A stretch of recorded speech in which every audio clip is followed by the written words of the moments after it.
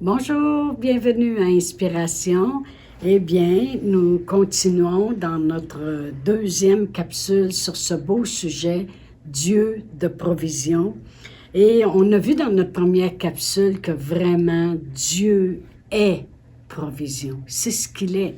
Et, si on parle de Dieu, on parle de tout ce qu'il a pourvu sur la terre, tout ce qu'il a pourvu pour son peuple, tout ce qu'il a pourvu, tout ce qu'il pourvoit, puis tout ce qu'il continuera toujours de pourvoir. C'est un Dieu de provision. Amen. Un Dieu puissant, un Dieu généreux. Et aujourd'hui, où je veux mettre plus l'accent concernant notre Dieu de provision, c'est la provision va toujours venir de façon inattendue. Alors, pensez pas que vous pouvez figurer Dieu. Dieu, si on pourrait figurer Dieu, alors on commencerait à figurer bien des choses. Moi, je pense que Dieu, il va passer par cette personne-là pour pouvoir me donner. Cette personne-là, elle a eu une augmentation de salaire, a beaucoup d'argent. Ça fait que c'est sûrement que Dieu va parler. On ne peut pas figurer Dieu parce que sinon on analyserait à peu près tout. Dieu travaille de façon qu'il veut que nos yeux soient sur lui. C'est lui qui est le Dieu de provision, c'est lui qui est capable de parler, c'est capable de faire les choses. On parle souvent comment Dieu y a pourvu à un prophète et cette femme, cette veuve-là que Dieu lui avait ordonné de prendre soin du prophète et comment Dieu, avant ça, avait parlé à des corbeaux pour prendre soin du prophète. Je suis certaine que le prophète ne s'attendait pas. Vous pourrez lire cette histoire au complet si vous voulez dans 1 Roi 17. Mais vraiment, au début, Dieu avait annoncé qu'il va y avoir une famine. Dieu nous dit les choses. Dieu nous dit ce qui s'en vient. Dieu parle par son Saint-Esprit. Et il avait annoncé qu'il y aurait une famine.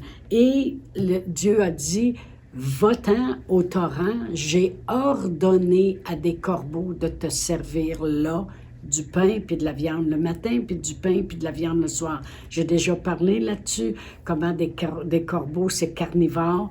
Il aurait pu penser avec sa tête, jamais un corbeau va m'amener de la viande, il va la manger lui-même. Vraiment, ça prend de la foi, mais il est le Dieu de provision. Si nos yeux sont sur lui, puis si nous sommes dans la foi, il pourvoit. Mais ça va toujours être de façon inattendue. Je suis certaine qu'il se disait, « Wow, Dieu va parler à des oiseaux pour me nourrir maintenant. » Et quand le torrent a séché, Dieu avait encore de la provision. Dieu lui a dit, va à Sarepta, j'ai ordonné à une veuve de te nourrir. Et on sait très bien que cette veuve-là, c'était pas la femme la plus riche qui avait un puits d'eau qui était continuel dans la maison. Au contraire, c'était une femme qui avait presque rien et qui se préparait à mourir, elle et son fils. Mais Dieu a pourvu. Et pas un petit temps, pendant près de 3 ans et demi. Je ne sais pas combien de temps ça a duré avec les corbeaux et combien de temps ça a duré avec elle. Mais tout ensemble, pendant 3 ans et demi, Dieu a pourvu. Dieu est capable de pourvoir longtemps. Amen. Et merci Seigneur. Dieu a fait connaître aux corbeaux, comme j'ai déjà dit dans une autre capsule précédente, que Dieu a créé les animaux, puis Dieu est capable de les utiliser, puis Dieu est capable de leur parler, de leur ordonner des choses. C'est lui qui les a créés. Quand le coq a chanté, Pierre s'est repenti. Amen. Quand il a dit à la baleine, voyons, comment il s'appelle? Jonas, il l'a envalé. Voyez-vous, Dieu peut ordonner. Alors, pourquoi nous, on limiterait Dieu quand Dieu sait où ce qui s'en va et connaît sa création, comme j'ai dit dans la capsule précédente, que Dieu, il sait où est toute chose sur la terre, il connaît son monde, il connaît les situations. Lorsqu'on va arriver au ciel, on va s'apercevoir comment grand Dieu il est. Amen. Alors Dieu va toujours travailler de façon qu'on n'aurait pas pensé. C'est très rare dans ma propre vie que lorsque j'ai vu la main de Dieu puissante agissant dans des situations, que c'était de la façon que j'aurais pensé qu'il ferait. C'était toujours « wow ». Je pensais jamais que Dieu parlerait à cette personne-là. Je pensais jamais que Dieu utiliserait telle personne. Il y a des gens qui nous ont aidés dans notre vie et puis ces personnes-là avaient l'air des gens très innocents, très ordinaires, puis et Dieu a fait des miracles extraordinaires au travers d'eux. Dans Jacques 5, 17, la parole de Dieu nous dit que Élie était un homme de la même nature que nous. Amen. Alléluia. Merci Seigneur que Élie nous décrit bien, Jacques nous décrit bien le prophète Élie et qu'il nous démontre qu'il était un homme de la même nature que nous. Je suis contente qu'il nous le démontre parce qu'il veut nous montrer que il était un homme ordinaire, nous sommes des hommes ordinaires, mais on sert un Dieu extraordinaire. Amen. C'est lui qui pourvoit. C'est lui qui pourvoit. Puis il peut utiliser qui il veut. La provision vient toujours de façon inattendue. Il peut remplir des vases d'huile avec juste un petit vase qu'une veuve a là. Puis c'est comme ça. Il a fait travailler par la foi. Il a fait verser, il a fait emprunter des vases et il peut travailler un miracle extraordinaire. Amen. Non seulement juste pour elle, mais pour prendre soin de elle et ses enfants. Amen. Il peut changer l'eau en vin. C'est toutes des histoires qu'on retrouve dans la parole de Dieu. Comme j'ai déjà dit, il prépare le souper pour 15 000 personnes avec 5 pains puis quelques poissons. C'est un Dieu qui pourvoit de façon inattendue. On ne peut pas le figurer. Aujourd'hui, je voulais vous donner, peut-être que vous l'avez déjà entendu, puis c'est toujours bon de le réentendre. C'est mon témoignage, c'est mes témoignages à moi, parce que j'en ai plusieurs dans diverses situations de la vie, en Jésus et du plan de Dieu. Mais l'Église ici, à Sherbrooke, l'Église sur le roc, dont j'ai été pasteur longtemps, pendant un certain temps, il y a quelqu'un d'autre qui a pris la relève et maintenant, on est revenu, on a repris le bâton et on est à nouveau pasteur de l'Église. Et vraiment, lorsque ça a commencé, il y a bien des années, c'était vraiment, si vous venez ici à Sherbrooke et vous passez sur le boulevard Beau, vous allez la voir. Mais l'entrée de l'église, c'est une maison parce que c'était une maison lorsqu'on est arrivé ici et on faisait l'église dans cette maison-là que les anciens propriétaires avaient rénové à l'intérieur pour qu'il y ait des grandes salles, pour qu'il y ait plusieurs salles de bain et tout. Et ils nous avaient loué ça pendant 2 ans avec option d'achat.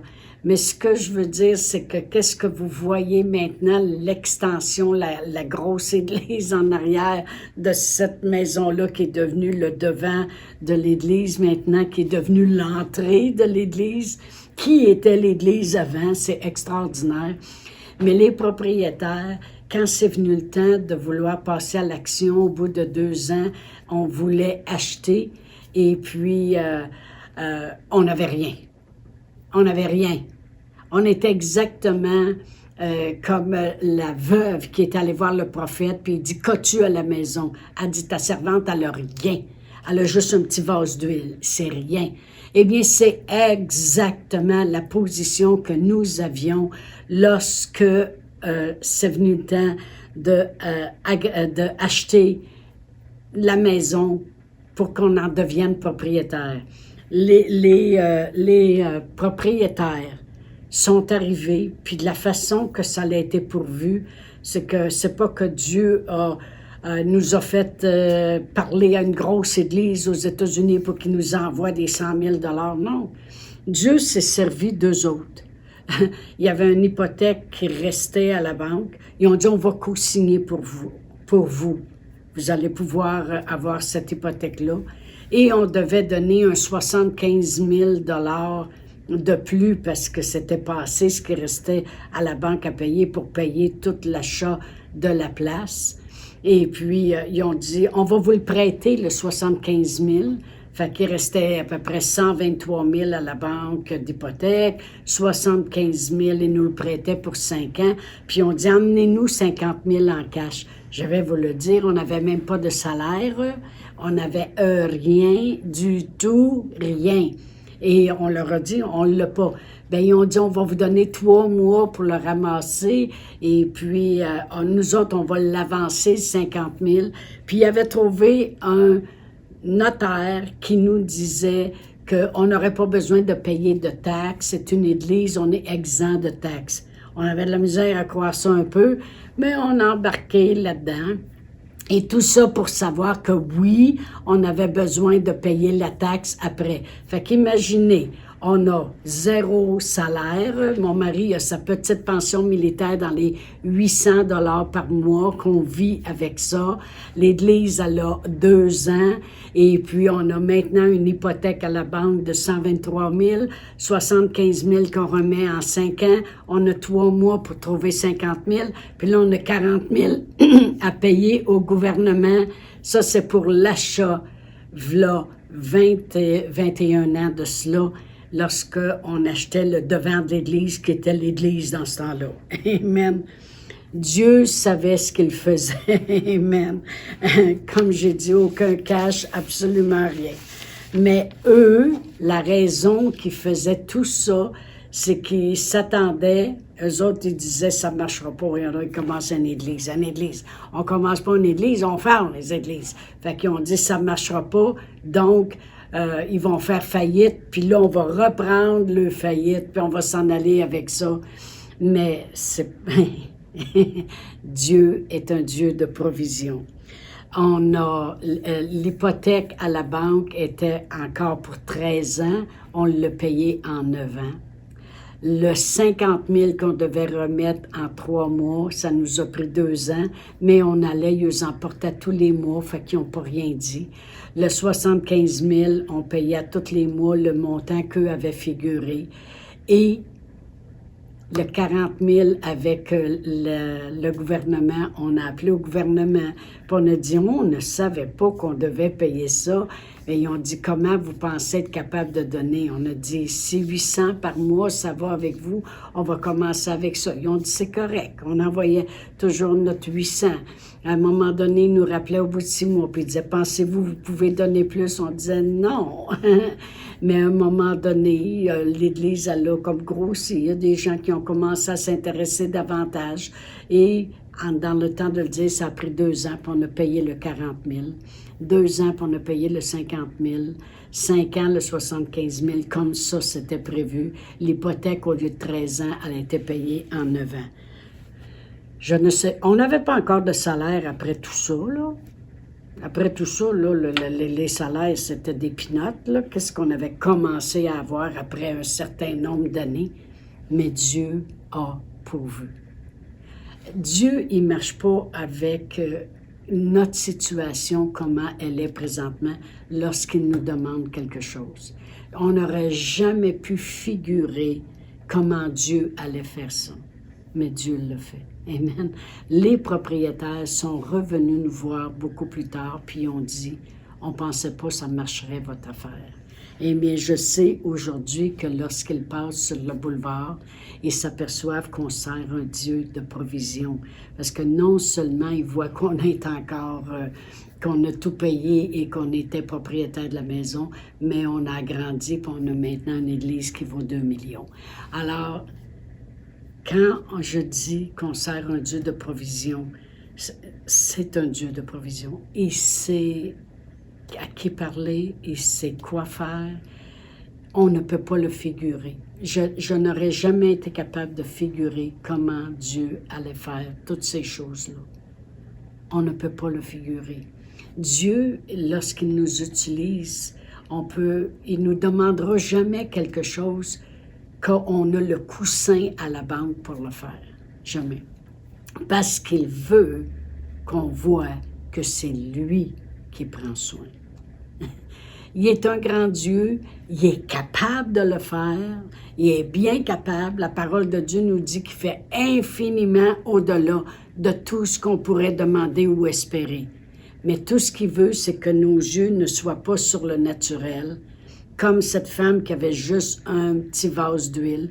Dieu veut que nos yeux soient sur lui, parce que lorsqu'il demande, là, comme j'ai dit avec le psaume 23 dans une autre capsule, là où il conduit, il n'y a pas de manque. Là où il conduit, il pourvoit. Là où il conduit, il y a la provision. Il nous conduit pour aller à l'école biblique, il y a la provision. Il nous conduit pour faire quelque chose, il y a la provision. Dieu est intéressé de voir sa provision travailler dans nos vies. Parce qu'il sait que le plus cassé va pourvoir aussi. Il va pouvoir nous parler pour qu'on puisse aider les autres. L'Église sur le roc aide beaucoup de gens présentement. L'Église sur le roc est positionnée présentement pour voir la gloire de Dieu, pour voir les gens venir au Seigneur Jésus. L'Église sur le roc est positionnée dans la ville de Sherbrooke pour voir des familles qui allaient divorcer être réunies, pour voir des gens qui étaient pris du cancer être guéris. L'Église sur le roc est positionnée pour bénir. Dieu veut tout simplement des canaux dans lesquels il peut passer ses bontés. C'est ce qu'il faisait avec notre Seigneur Jésus-Christ lorsqu'il est venu sur la terre. Notre Seigneur Jésus-Christ est venu, Dieu pouvait passer ses bontés. Dieu pouvait passer sa grandeur, sa puissance, sa provision au travers de lui. Amen. Alors, lorsque je regarde à la faveur de Dieu qu'on a eue, c'était sa provision. Et il nous donnait faveur avec les gens, il nous donnait faveur avec... il nous a donné un jour faveur avec la banque, amen, pour qu'il nous prête. Et c'était encore là, c'était un grand témoignage. C'était dans un temps où il y avait eu des gros problèmes en 2009-2010 aux États-Unis, où ce que les banques avaient prêté, puis les gens avaient de la misère avec les hypothèques, les banques avaient de la misère. Et même à la banque, lorsqu'ils nous ont prêté quelques mois plus tard, ils nous ont dit... Si vous le demanderiez aujourd'hui, ce serait non. Dieu sait même le temps qu'il faut faire les choses. Encore une fois, même quand on a acheté la bâtisse en premier qui était la maison, Dieu connaissait les temps parce qu'un an plus tard, Rock Forest devenait annexé avec Sherbrooke et ce qui n'était pas permis à Sherbrooke était trop tard. C'était pas permis de construire une église zonée commerciale. Mais nous autres, on a acheté avant où ce que Rock Forest s'était permis. Puis quand ça a été fusionné, il était trop tard, on avait un droit acquis. Voyez-vous, Dieu connaît les temps, Dieu sait où est son argent, Dieu sait qui peut utiliser, Dieu connaît toutes choses. Pourquoi ne pas mettre nos yeux sur le Dieu de provision? Comme j'ai dit, ça va toujours être de façon qu'on ne s'attendait pas. Moi, il y a des gens qui m'ont aidé dans la vie. Et puis, je disais, Seigneur, wow, je pensais jamais tu utiliserais cette personne-là. Des fois, c'est des gens qui avaient même pas l'air d'en avoir plus que moi. Mais ils faisaient de l'abondance de leur cœur. Puis vraiment, il y a une humilité là-dedans qui s'attache à nous parce qu'on regarde comment Dieu veut que les gens se sortent de leurs problèmes. Dans Romains 8, verset 31, la parole de Dieu dit « Que dirons-nous donc à l'égard de ces choses? Si Dieu est pour nous, qui peut être contre nous? » Amen. Alors, je vous dis à la prochaine pour le Dieu de provision. Et vraiment, gardez vos yeux sur Dieu. Il vous conduit à l'endroit de provision. Au revoir. Chantal Paulus est avec vous tous les jours du lundi au vendredi sur Facebook et YouTube. Vous pouvez écrire à Chantal en privé sur Messenger. Si vous avez manqué une capsule, retrouvez-la sur la section vidéo de Facebook ou sur YouTube si vous désirez faire un don par Interac. Voici l'adresse courriel capsule.inspiration au pluriel inspiration@gmail.com. Le mot de passe est inspiration au pluriel. Vous pouvez aussi faire un don par www.eslr.org/dons. Veuillez indiquer en mémo Capsule Inspiration.